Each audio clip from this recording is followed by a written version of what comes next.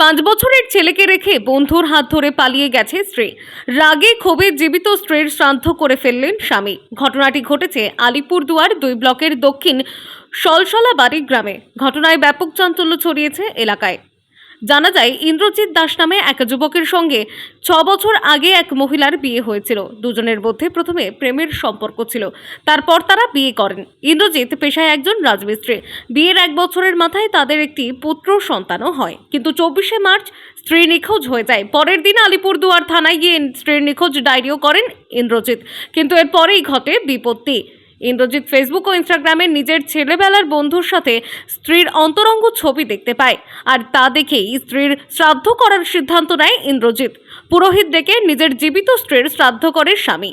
নিজের সাধ্যমতো এলাকার 40 থেকে 50 জন প্রতিবেশীকে ডেকে শ্রাদ্ধ খাওয়ায় সে। এরপর ইন্দ্রজিৎ বলে, আমার ওয়াইফ আমার এই তো 5 বছর 5 বছর 3 মাসের বাচ্চা রাইখা চলে গেছে, তার জন্য আমি একটা শ্রাদ্ধ করলাম আর কি। হয়তো কেউ সাথে ইসে করে চলে গেছে। ইন্দ্রজিৎ দাস। আলিপুরদুয়ার থেকে রতন বর্মনের রিপোর্ট, টাইমলেস ডেপিকশন নিউজ।